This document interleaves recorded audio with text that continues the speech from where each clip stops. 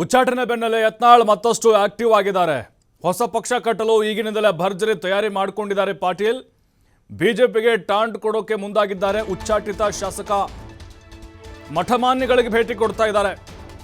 ಆ ಸಮುದಾಯದ ಓಲೈಕೆ ಮಠಾಧೀಶರ ಮೂಲಕ, ಯಾಕೆಂದ್ರೆ ಅವ್ರಿಗೆ ಬೇಕಾಗಿರೋದು ಈಗ ಆ ಸಮುದಾಯದ ಶಕ್ತಿ ಬೇಕಾಗಿದೆ. ಯಡಿಯೂರಪ್ಪನವ್ರಿಗೆ ಸಡ್ಡು ಹೊಡಿಬೇಕು ಅಂತ ಹೇಳಿದ್ರೆ ಶಕ್ತಿ ಪ್ರದರ್ಶನ ಮಾಡಬೇಕು. ಹಾಗಾಗಿ ಮಠಮಾನ್ಯಗಳಿಗೆ ಹೋಗ್ತಾ ಇದ್ದಾರೆ. ನೋಡಿ, ಇವತ್ತು ಯಡಿಯೂರಪ್ಪನವ್ರು ಎಷ್ಟು ದೊಡ್ಡ ಮಟ್ಟಕ್ಕೆ ಬೆಳೆದಿದ್ದಾರೆ ಅಂತ ಹೇಳಿದ್ರೆ ಆ ಸಮುದಾಯದ ಲಿಂಗಾಯತ ಸಮುದಾಯದ ನಾಯಕ ಅಂತ ಹೇಳ್ತಿದ್ದಾರೆ ಅಂತ ಹೇಳಿದ್ರೆ ಆ ಸಮುದಾಯದ ಬೆಂಬಲ ಇದೆ ಅವ್ರಿಗೆ. ಆ ಸಮುದಾಯದವ್ರು ಹೇಳ್ತಾರೆ, ನಮ್ಮ ನಾಯಕ ಯಾರಪ್ಪ, ನಮ್ಮ ಜಾತಿ ನಾಯಕ ನಮ್ಮ ಸಮುದಾಯದ್ದು ಯಡಿಯೂರಪ್ಪನವ್ರು ಇದ್ದಾರೆ ಬಿಜೆಪಿ. ಹಾಗಾಗಿನೇ ಈಗ ಅದನ್ನ ತಮ್ಮ ಕಡೆಗೆ ಸೆಳೆದುಕೊಳ್ಳುವಂಥ ಒಂದು ಪ್ರಯತ್ನ ಇದು. ಮಠಾಧೀಶರನ್ನ ಭೇಟಿ ಮಾಡೋದು, ಅವರಿಗೆ ಮನವಿನ ಮಾಡಿಕೊಳ್ಳೋದು, ಸಮುದಾಯದ ಈ ಕಡೆ ಕರೆತರೋದು.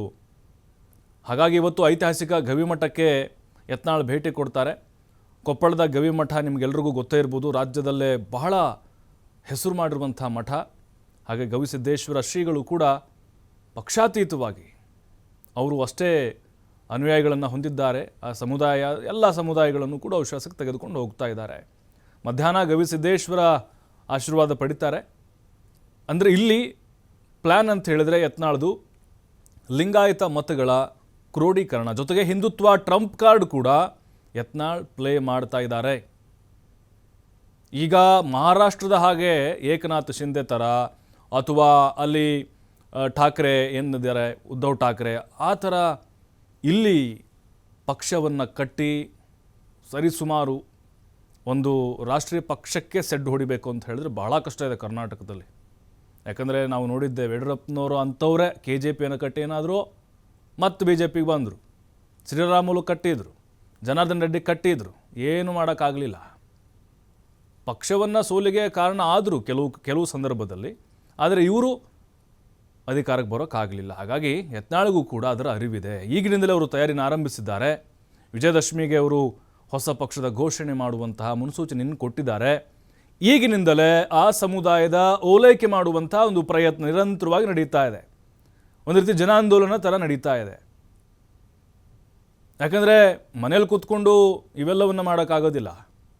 ಖುದ್ದಾಗಿ ಹೋಗಿ ಅವ್ರನ್ನ ಭೇಟಿ ಮಾಡಿ ತಿಳಿಸಿ, ಯಡಿಯೂರಪ್ಪನವರಷ್ಟೇ ಲಿಂಗಾಯತ ಸಮುದಾಯದ ನಾಯಕರಲ್ಲ, ಅವ್ರನ್ನ ಗುತ್ತಿಗೆ ತೊಗೊಂಡಿಲ್ಲ, ನಾನೂ ಇದ್ದೀನಿ ಪವರ್ಫುಲ್ ಲೀಡರು, ನನಗೂ ಸಮುದಾಯದ ಕಾಳಜಿ ಇದೆ, ಹೋರಾಟ ಲಿಂಗಾಯತ 2A ಮೀಸಲಾತಿಗೋಸ್ಕರ ನಾನು ಹೋರಾಟ ಮಾಡಿದಂಥವನು, ಹಾಗಾಗಿ ನನಗೆ ಬೆಂಬಲ ಕೊಡಬೇಕು ನೀವು, ಎಷ್ಟು ಅಂತ ಯಡಿಯೂರಪ್ಪನವ್ರ ಕಡೆ ಹೋಗ್ತೀರಿ. ಈ ರೀತಿ ಕೆಲವು ವಿಚಾರಗಳನ್ನು ಎಲ್ಲೆಲ್ಲಿ ಹೋಗ್ತಾರ ಅವರು ಮಠಾಧೀಶರ ಮುಂದೆ ಇಡ್ತಾ ಇದ್ದಾರೆ.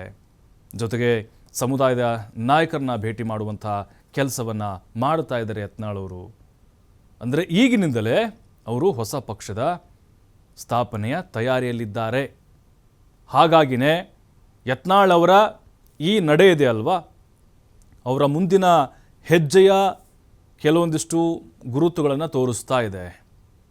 BJP ನೋಡಿ, ನಾವು ಅಧಿಕಾರಕ್ಕೆ ಬರ್ತೀವೋ ಇಲ್ವೋ ಗೊತ್ತಿಲ್ಲ, ಆದರೆ BJP ಅಧಿಕಾರಕ್ಕೆ ಬರಬಾರ್ದು ಅನ್ನುವಂಥ ಅಜೆಂಡಾ ಮುಂದಿನ ದಿನಗಳಲ್ಲಿ ಅದು ಸೃಷ್ಟಿಯಾಗಬಹುದು. ಹೈಕಮಾಂಡ್ ಏನಾದರೂ ಮತ್ತೆ ಯತ್ನಾಳ್ ಅವರನ್ನು ಪಕ್ಷಕ್ಕೆ ಕರೆದುಕೊಳ್ಳದೇ ಇದ್ದರೆ ಗವಿಮಠಕ್ಕೆ ಭೇಟಿಯನ್ನು ನೀಡಿ ಶ್ರೀಗಳ ಆಶೀರ್ವಾದವನ್ನು ಯತ್ನಾಳ್ ಅವರು ಪಡೆದುಕೊಳ್ತಾರೆ. ಈಗ ಒಂದೊಂದೇ ಮಠಗಳನ್ನು ಕೇಂದ್ರೀಕರಿಸಿಕೊಂಡು ಅಲ್ಲಿ ಹೋಗಿ ಸ್ವಾಮೀಜಿಗಳ ಹತ್ರ ಮಾತಾಡಿ ಅಲ್ಲಿಗೆ ಬರುವಂತಹ ಸಮುದಾಯದ ಜನರು ಯತ್ನಾಳ್ ಅವ್ರಿಗೆ ಬೆಂಬಲ ಕೊಡಬೇಕು, ಆ ಸಮುದಾಯ ನನ್ನ ಜೊತೆಗೆ ಗಟ್ಟಿಯಾಗಿ ನಿಲ್ಲಬೇಕು.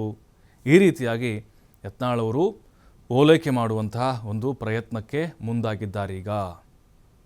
ಯಾಕಂತಂದರೆ ನೋಡಿ, BJPಯಲ್ಲಿ ಆ ಸಮುದಾಯ ಏನಿದೆ ಅದು ಬಹಳ ವರ್ಷಗಳಿಂದ ಬೆನ್ನೆಲುಬಾಗಿ ನಿಂತಿದೆ, ಒಂದು ಶಕ್ತಿಯಾಗಿದೆ BJPಗೆ. ಆದರೆ ಪರಿಸ್ಥಿತಿ ಈಗ ಹಾಗಿಲ್ಲ. ಯತ್ನಾಳ್ ಪರವಾಗೂ ಕೂಡ ಉತ್ತರ ಕರ್ನಾಟಕ ಭಾಗದಲ್ಲಿ ಸಾಕಷ್ಟು ಜನ ಕಾರ್ಯಕರ್ತರು ಪರವಾಗಿದ್ದಾರೆ. ಹಿಂದುತ್ವದ ಆಧಾರದ ಮೇಲೆ ಮತ್ತು ಸಮುದಾಯ